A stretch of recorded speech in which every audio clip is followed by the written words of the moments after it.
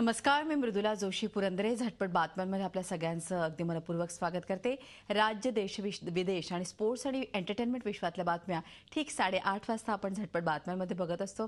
अर्थात या बातम्यात आपण बघणार आहोत. मात्र त्याआधी महाराष्ट्र राज्याचा 57वा वर्धापन दिन आज राज्यभर उत्साहात साजरा होतोय. या निमित्त विविध ठिकाणी कार्यक्रमांचं आयोजन करण्यात आलं आहे. मुंबईच्या शिवाजी पार्क मैदानावर महाराष्ट्र दिन निमित्तानं संचलन सुरू आहे. ते तातडीनं कारवाई करून संभाव्य दंगल टाळण्याचं काम मुंबई दंगल नियंत्रण पथक करतं. विशेष नैपुण्य प्राप्त अधिकारी आणि जवान या दलामध्ये तैनात असतात. या पथकाचं नेतृत्व करतायत राखीव पोलीस निरीक्षक तेजराव वसाने, राखीव पोलीस उपनिरीक्षक सुभाष माने आणि पंडित चव्हाण.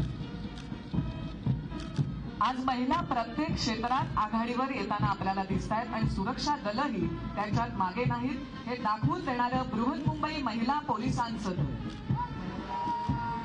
मुंबईमध्ये लहान मुलं आणि महिला बेपत्ता होतात, त्यांची ने-आण करणं तसंच आरोपींवर नियंत्रण ठेवणं अशा कामांमध्ये महिला पोलीस दल सहभागी होत असतं. निरीक्षक करतायत सहाय्यक पोलीस निरीक्षक प्रिया बागुल, पोलीस उपनिरीक्षक पूनम रुगे आणि रेखा भांगे.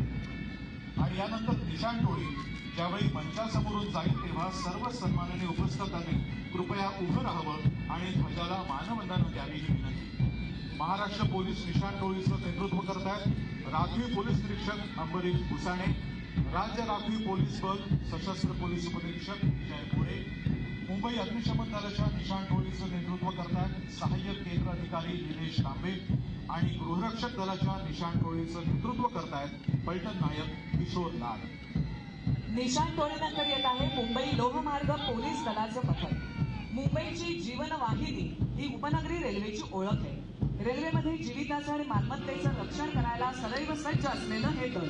नेतृत्व करतायत राखीव पोलीस निरीक्षक आकाराम राणे, सहाय्यक पोलीस निरीक्षक कॅलिस्टस डिमेलो आणि सहाय्यक पोलीस निरीक्षक शैलेंद्र चव्हाण. लोहमार्ग पोलीस दलाच्या नंतर झी 24 तास रहा एक पाऊल पुढे.